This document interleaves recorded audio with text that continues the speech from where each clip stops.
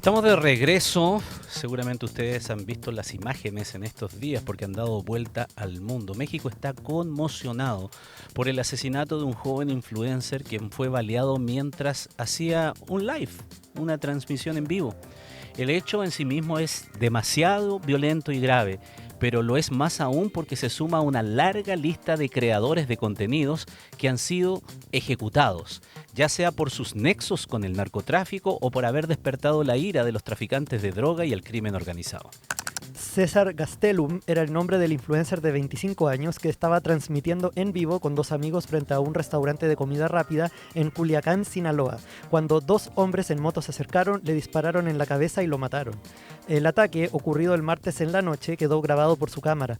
Lo vieron en directo cientos de los 500.000 seguidores que tenía Cesarín, como se hacía llamar en redes. Allí, el joven creador compartía contenidos de humor, retos, estilo de vida, viajes, vida nocturna y autos.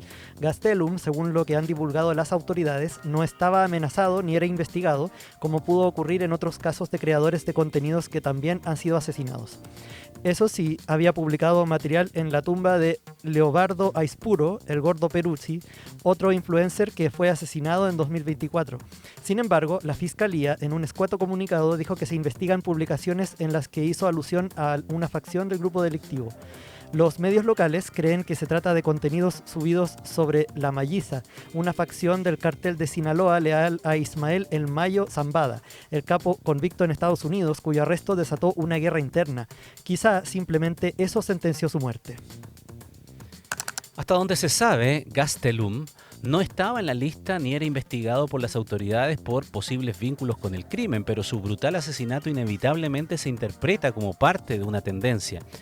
La tendencia del narco-influencer, cuya magnitud es difícil de estimar. Algunos sí trabajan para el narco, pero otros, tal vez la mayoría, están atrapados en ese contexto o simplemente son periodistas ciudadanos que investigan temas y que se arriesgan a despertar la ira de los delincuentes.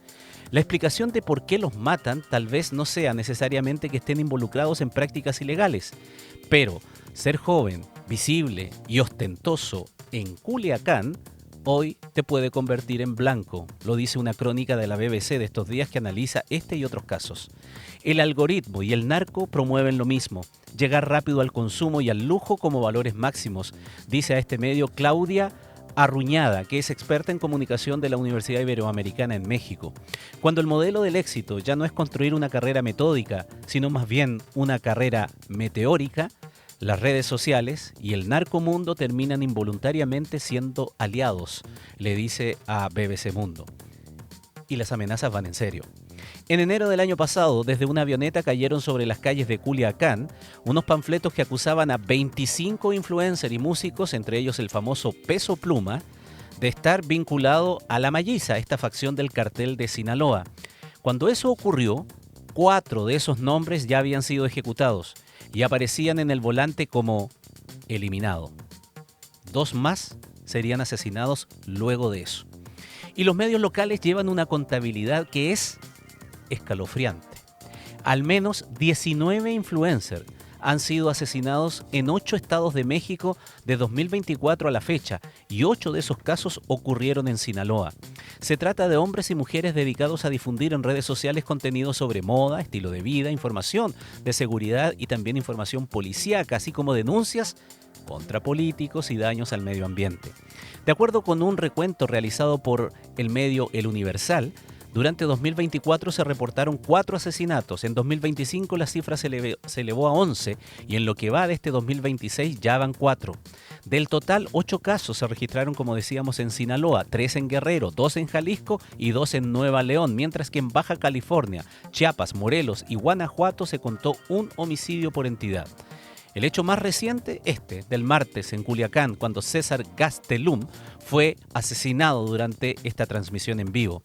Como se ve, no es el único, pero hay algunos que han sido más mediáticos que otros. Es el caso, por ejemplo, de la influencer Valeria Márquez, quien fue asesinada en mayo del año pasado y cuyo caso, como recorrió el mundo en imágenes.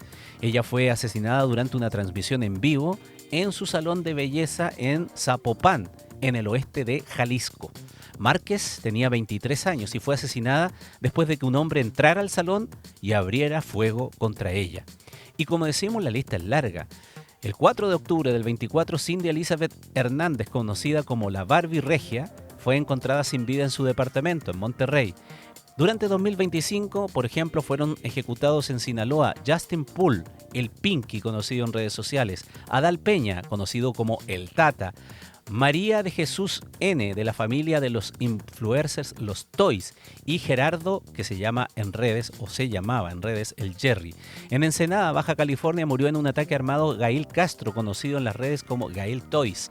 En ese mismo año fue asesinado en Morelos el influencer Camilo Ochoa, que se conocía por su apodo en redes de El Alucín. No todos los creadores de contenido asesinados en los últimos años están vinculados con grupos criminales. En Zihuatanejo, en Guerrero, a principios de julio pasado se informó del asesinato de Alex Serna, un youtuber que difundía contenido sobre temas ambientales y había hecho varias denuncias. El pasado 6 de febrero, Juan Diego Maldonado Gribalda, conocido como El Chabelo en las redes, fue asesinado en Chiapas. Él era famoso por sus críticas con mucha hilaridad en contra del alcalde de ese lugar. En Juventino Rosas, Guanajuato, el 25 de febrero de este año fue asesinado Sergio PJ, quien hacía transmisiones nocturnas sobre temas paranormales y de terror. Y es que los crímenes de influencer tienen múltiples causas. Una es el interés de las organizaciones criminales por controlarlos. En ocasiones estos influencers tienen audiencias tan grandes que las que tienen los medios formales, incluso mayores que esa. Entonces a los grupos criminales les interesa marcar, dictar línea editorial en sus territorios y recurren a los influencers para que difundan las notas que a ellos les interesan o también para censurar las noticias que a ellos los afectan.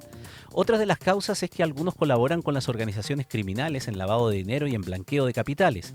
Y la tercera causa, no menor, son las relaciones sentimentales, como fue el caso ya citado de Valeria Márquez, la que fue asesinada en su salón de belleza. En este caso, las investigaciones señalan que Ramón Ángel Álvarez Ayala, el R1, señalado como el líder del cartel Jalisco Nueva Generación, habría ordenado el asesinato de la joven a petición de su hijo, Francisco, quien era su novio y que sigue siendo buscado. De allí que su muerte fuese investigada bajo los protocolos de femicidio. En julio las autoridades mexicanas anunciaron precisamente la detención del R1.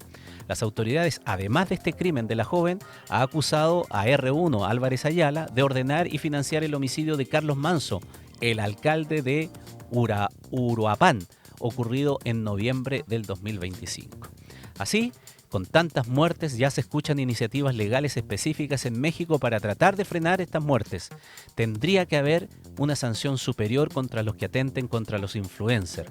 Las organizaciones criminales utilizan a ellos para difundir sus agendas, pero también los tienen en la mira para censurar información. Y quienes sostienen que hay que hacer algo más que solo sorprenderse o indignarse con estos crímenes, dicen que debería contarse con un esquema de protección como el que opera para los defensores de los derechos humanos o los periodistas, y así los crímenes no queden impunes.